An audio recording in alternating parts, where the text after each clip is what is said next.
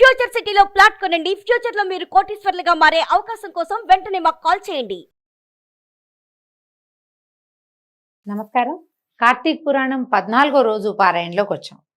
వశిష్ఠ మహాముని చెప్తున్నారు, వృషోత్సర్జనం అంటే అచ్చు వేసి ఆంబోతుని విడిచిపెట్టడం.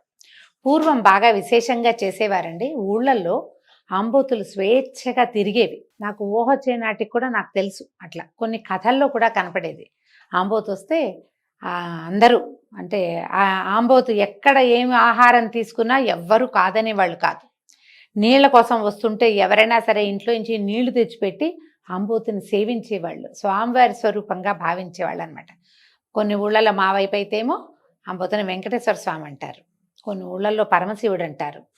అలా మన ప్రాంతపు ఆచారాన్ని బట్టి కానీ చాలా విశేషంగా చేసేవాళ్ళు. ఇప్పుడు విధానాలు మారిపోయినాయి. కేవలం ఇవి మనం పురాణాల్లోనే చూస్తాం. అందుకని ఇప్పుడు ఏం చేస్తున్నాము, కొన్ని దేవాలయాల కోడల్ని సమర్పించడం లాంటిది క్రియ నడుస్తూ ఉంటుంది. అలాంటి చోట సంతానం కలిగితే కోడల్ని సమర్పిస్తారు, వ్యవసాయం బాగుంటే కోడల్ని సమర్పిస్తారు, మొక్కులుగా మొక్కుకుంటారు. ఇంట్లో ఒక సంతానం కలిగిందంటే ఇక సమర్పించటమే అన్నమాట. చూద్దాం, చూడండి ఎట్లా చెప్తున్నారు. ఈ ఆబోతికి అచ్చుపోయిట అలాంటిది చేసిన వాడికి జన్మాంతర పాపాలు నశిస్తాయట. కుటుంబం మొత్తం తరిస్తుంది దాంతో. కార్తీక వ్రతము మనుష్యలోకమందు దుర్లభం అంటే సులభంగా ముక్తినిచ్చేది. చేయగలిగితే కనుక సాంగంగా ఏమేం చెప్పబడ్డాయో అవన్నీ ఒకసారి చేస్తే చాలా రకాల పుణ్య ఫలితాలు లభిస్తాయట. పితృప్రీతిగా వృషోత్సర్గం చేయువానికి 1,000,000 మార్లు గయాశ్రార్థం చేసిన ఫలితం కలుగుతుంది. స్వర్గంలో ఉన్నటువంటి పితరులు మన వంశమందు ఎవడైనా ఒకడు కార్తీక పౌర్ణమి నాడు నల్లని గిత్తని విడిచినట్లయితే మనం తృప్తి పొందుదుమని కోరుతూ ఉంటారట. స్వర్గంలో ఉన్న పితృలోకాల్లో ఉన్నవాళ్ళు అనమాట.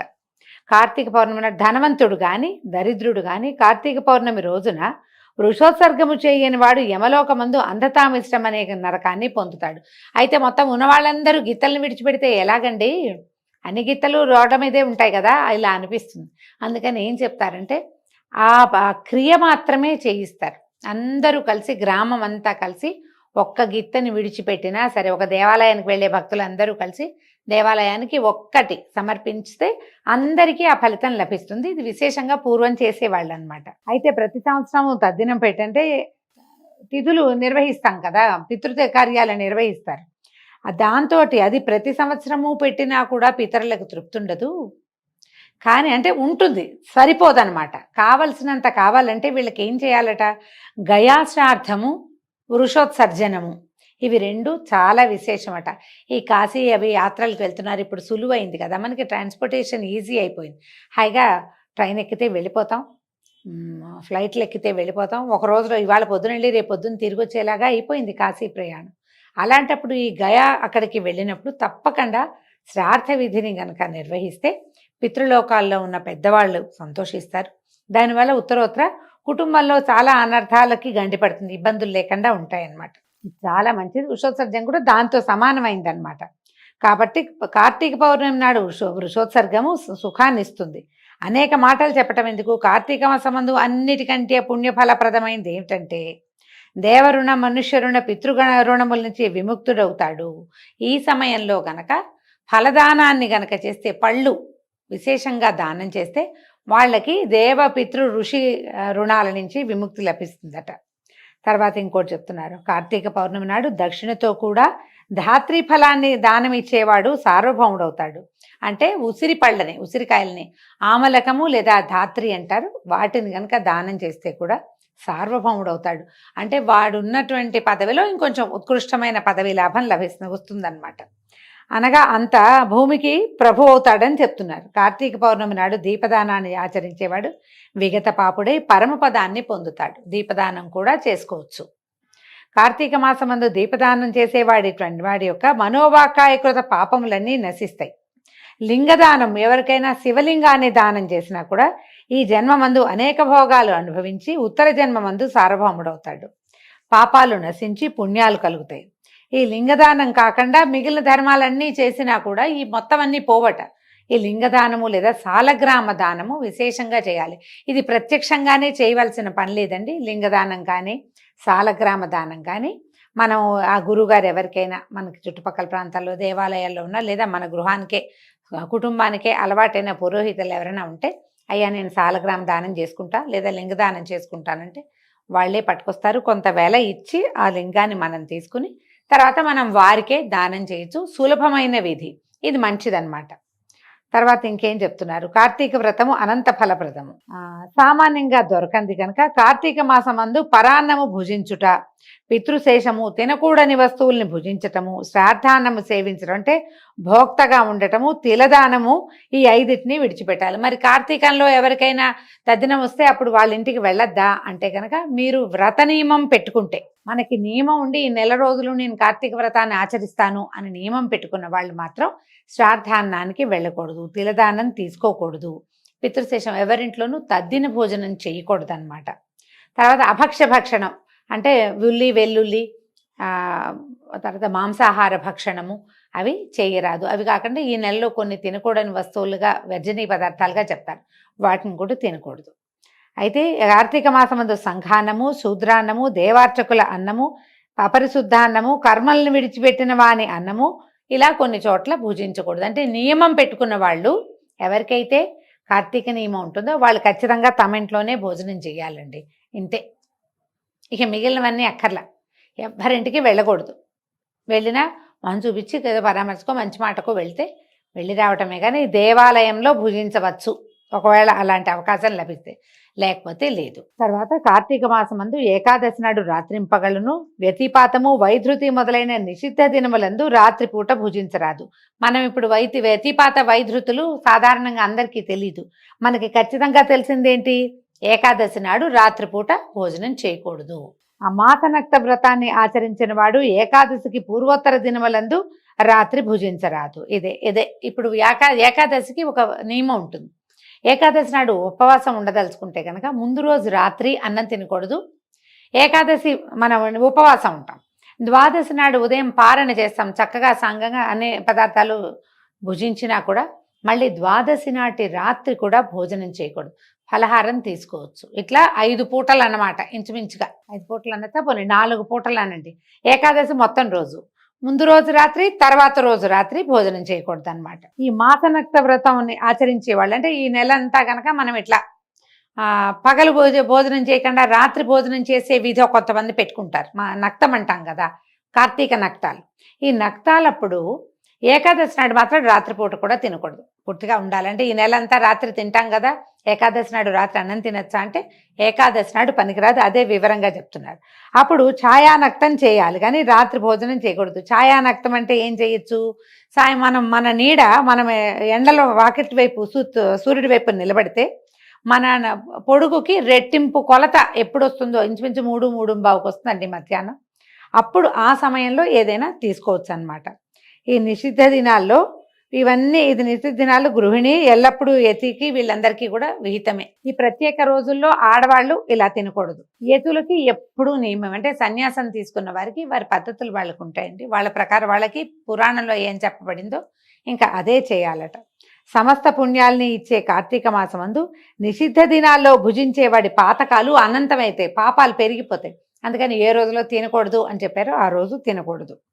కాబట్టి విచారించి ఆలోచించుకుని స్థిమితంగా కార్తీక వ్రతాన్ని ఆచరించాలి. కార్తీక మాసంలో తైలాభ్యంగనము అంటే నూనె రాసుకుని నలుగు పెట్టుకుని స్నానం చేయటము, దివా నిద్ర పగటిపూట నిద్రపోవటము, కంచు పాత్రలో భోజనం చేయటము, మఠంలో ఎక్కడైనా భోజించటము, ఆ తర్వాత గృహమందు స్నానము అంటే ఇంట్లో స్నానం చేయటము, నిషిద్ధ దినములందు రాత్రి భోజనము, వేదశాస్త్ర నింద ఇవి చేయకూడదు. కార్తీక మాసమందు శరీర సామర్థ్యం ఉండి కూడా గృహమందు ఇంట్లో వేడి నీళ్లతో స్నానం చేస్తే కనుక ఈ స్నానం కళ్ళుతో స్నానం చేసిన దాంతో సమానం. చన్నీళ్ళు పోసుకోగలిగే శక్తి ఉంటే, ఆరోగ్యం ఉంటే శుభ్రంగా చన్నీళ్ళు పోసుకోవాలి. మనకి దగ్గరలో ఎక్కడైనా కాలవో, చెరువో, బావో, లేకపోతే ఓ కొట్టుడు పంపో, ఓ దిగుడు బావో, లేకపోతే నదో ఉన్నప్పుడు అక్కడికి వెళ్ళి స్నానం చేయాలి. కానీ నీకు అవకాశం ఉన్నా కూడా ఇంట్లోనే వేడి నీళ్ళు పోసుకుంటా అంటే పాపాలు పెరిగిపోతాయి, అవేమో కళ్ళుతో స్నానం చేసినట్టు అవుతుంది. మీ అవకాశాన్ని బట్టి చేయండి, కానీ ఇది చెప్పబడింది అనమాట. తులయందు రవి ఉండగా కార్తీక మాసమందు నదీ స్నానం ముఖ్యం. తులయందు ఉన్నాడు అంటే అది ఎప్పటిదాకా, ఈ కార్తీకంలో వచ్చేటువంటి సంక్రమణం దాకా, తర్వాత మళ్ళీ రాసి మారిపోతాడు శివుడు. అట్లు నది ఉండని ఎడల తటాకమందు కానీ, కాలవలందు కానీ, బావులందు కానీ స్నానం చేయవలను. తటాక కుల్యములందు గంగా స్నాన సమయంన గంగా ప్రార్థన చేయాలి. గంగ ఎందును, గోదావరి ఎందును, మహానదుల ఎందును అలాంటప్పుడు ఇంకా సన్నిధి అవి లేనప్పుడు అవి వాటిలలో స్నానం చేసేటప్పుడు ఏం మంత్రం చెప్పుకోకల, స్నానం చేస్తే సరిపోతుంది. గంగా గోదావరి మొదలైన నదులు సన్నిధిలో లేనప్పుడు, మనకు దగ్గరలో గంగ లేదు, గోదావరి లేదు, అప్పుడు తటాకంలో చెరువులో కానీ దిగుడు బావిలో కానీ బావి స్నానం, బావి నీళ్ళు తోడుకుని నెత్తి మీద పోసుకోవడం కానీ చేయొచ్చు అనమాట. తర్వాత కార్తీక మాసమందు ప్రాతస్నానం ఆచరించిన వాడు నరకమందు యాతనలు అనుభవించి తర్వాత చండాలుడై పుట్టును. కార్తీకంలో పొద్దున్నే స్నానం చేయాలి, ఇది నియమం. గంగాది సమస్త నదులను స్మరించి స్నానం చేసి సూర్యమండల గతుడైనటువంటి హరిని ధ్యానించి హరి చరిత్రను విని గృహమునకు వెళ్ళవలను. ఇది ఎప్పుడు మనం ఒకవేళ అక్కడ బయటికి వెళ్ళినప్పుడు స్నానానికి. పగలు చేయదగిన వ్యాపారములన్నిటి చేసుకుని సాయంకాలం తిరిగి స్నానం చేసి ఆచమనం చేసుకుని పూజాస్థానమందు పీఠముంచి దాని యందు శంకరు నుంచి పంచామృతాలతోనూ ఫలోదకములతోనూ కుశోదకములతోటి అంటే దర్భ వేసిన నీళ్ళనమాట మహాస్నానం చేయించి షోడశోపచారాలతోటి పూజించాలి. తర్వాత శంకరుని ఆవాహన చేయవలను. ఆ తర్వాత చెప్తున్నారు షోడశోపచారాలు ఎలాగో చెప్తున్నారు చూడండి. వృషధ్వజాయ ధ్యానం సమర్పయామి, గౌరీప్రియాయ పాద్యం సమర్పయామి, లోకేశ్వరాయ అర్ఘ్యం సమర్పయామి, రుద్రాయ ఆచమనీయం సమర్పయామి, గంగాధరాయ స్నానం సమర్పయామి, ఆశాంబరాయ వస్త్రం సమర్పయామి, జగన్నాథాయ ఉపవీతం సమర్పయామి, కపాలధారిణే గంధం సమర్పయామి, ఈశ్వరాయ అక్షతాన్ సమర్పయామి, పూర్ణగుణాత్మనే పుష్పం సమర్పయామి, ధూమ్రాక్షాయ ధూపం సమర్పయామి, తేజోరూపాయ దీపం సమర్పయామి, లోకరక్షకాయ నైవేద్యం సమర్పయామి, లోకసాక్షిణే తాంబూలం సమర్పయామి, భవాయ ప్రదక్షిణం సమర్పయామి, కపాలినే నమస్కారం సమర్పయామి అని 16 ఉపచారాలని చెప్తూ ఈ రకంగా షోడశోపచారాల చేత శంకరుని పూజింపవలెను. మన దగ్గర ఈ పుస్తకం ఉంటే పెద్ద శ్లోకాలు స్తోత్రాలు లేపైనా ఈ నామాలు చెప్పుకుని సేవించుకోవచ్చు అన్నమాట. పైన చెప్పిన నామాలతో భక్తితో పూజించి మాసమంతా సహస్రనామాలతో నిత్యము పూజించి పూజావసానమందు పార్వతీకాంత దేవేశ పద్మజాచ్యాంఘ్రి పంకజ అర్ఘ్యం గృహాణ దైత్యారే దత్తం చేత ఇదముపాపతే అని మంత్రంతో అంటే ఒక శ్లోకం రాశారండి. దీంతో అర్ఘ్యం ఇవ్వమన్నారు. ఇట్లా భక్తితో చేసేవాడికి ముక్తి కలుగుతుందట, సంశయం లేదు. శక్తి కొలది దీపమాలను సమర్పించి శక్తివంచన చేయక బ్రాహ్మణులకి దానం చేయాలి. ఈ ప్రకారం కార్తీక మాసమంతా బ్రాహ్మణులతో కూడి నక్తవ్రతం చేయువాడు 1000 సోమయాగములు, 100 వాజపేయ యాగములు, 1000 అశ్వమేధ యాగములు చేసినటువంటి ఫలితాన్ని పొందుతాడు. కార్తీక మాసమందు ఈ ప్రకారంగా మాసనక్త వ్రతాన్ని ఆచరించేవాడు పాపములను సమూలంగా పరిహరించుకుంటాడని నారదాదులు చెప్పారు. కార్తీకమందు మాసనక్త వ్రతం వల్ల పుణ్యము అధికమవుతుంది, సమస్త పాపాలు నశిస్తాయి, ఇందులో సందేహం లేదు. కార్తీక మాసంలో చతుర్దశి దినమున పితృప్రీతి కొరకు బ్రాహ్మణునకు భోజనం పెట్టిన ఎడల పితరులంతా సంతోషిస్తారు.